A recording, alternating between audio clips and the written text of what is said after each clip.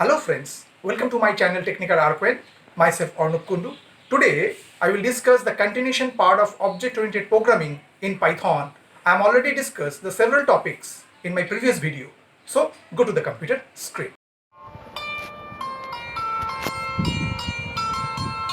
So this is the continuation part of object-oriented programming in Python, and today I will define all the examples through the PyCharm IDE, and it is very easy to write and execute your program. So at first we are defining a class parrot, okay, and after we define a class attribute species and just put a value bird, okay, and then we define underscore underscore init underscore underscore, and then suppose we put the parameter name and age. So init is a method, and after we write self dot name equal name, and then write self dot age equal age, okay, and after we just instantiate of the parrot class, so just write b equal parrot and put the argument, suppose write blue, and put a value suppose 20, and again write w equal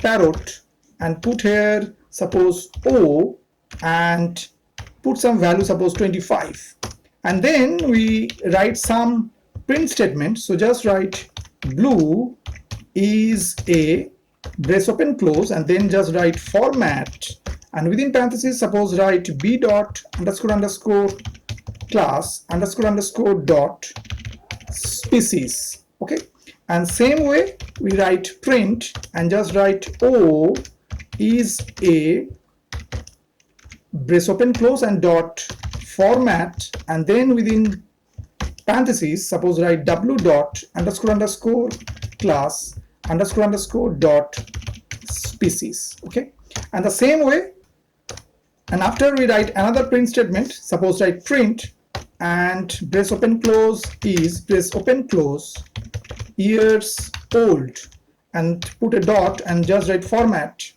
b dot name comma b dot age, and same way another print statement is there, brace open close is brace open close years old dot format, and within parentheses write w dot name comma w dot age.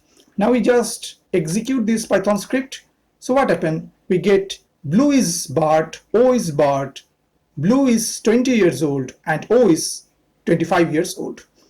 Okay, actually what happened here, I have created a class with the name parrot. So this is the class parrot, okay, and then I have defined attributes. So we have defined two attributes. One is your class attributes, is a species, and another is your instance attribute, which is name and age, okay, and the attributes which are defined inside this underscore underscore init underscore underscore method of that class are known as the instance attributes, okay, and these attributes are the characteristics of an object, okay.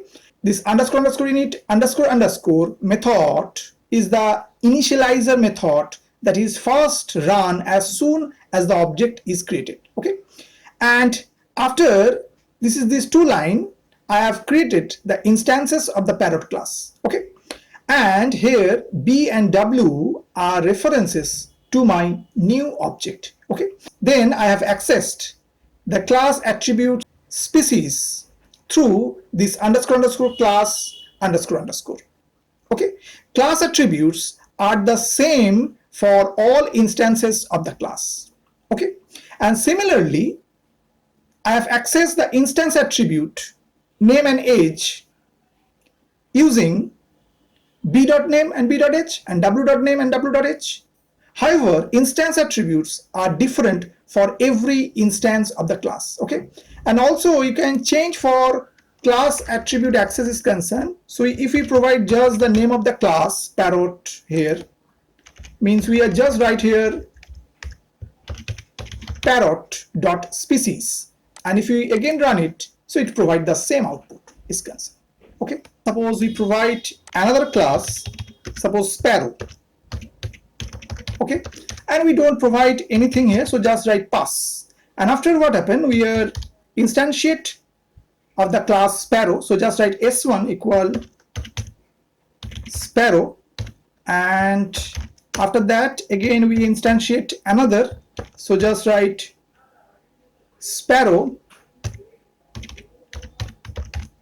Okay, S1 equals Sparrow, parenthesis open, parenthesis close. S2 equals Sparrow, parenthesis open, parenthesis close. And here I have created two instances of the class Sparrow is concerned. Okay, and then we just want to print the ID of S1. Okay, and the same way we want to print the ID of S2. Okay, and now we just run that code. So what happened? We get two different ID. So it provides two different object entity. Objects reside in heap space. Heap space is the area of memory. Every time when we have created an object, it is allocated to new space in heaps space.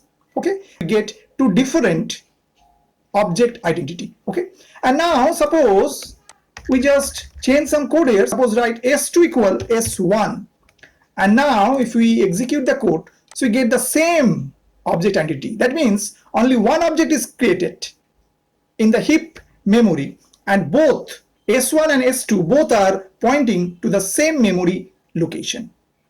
Okay, I hope that you have understood today's topic. For more videos, keep watching my channel Technical Archivist. Thank you and bye bye.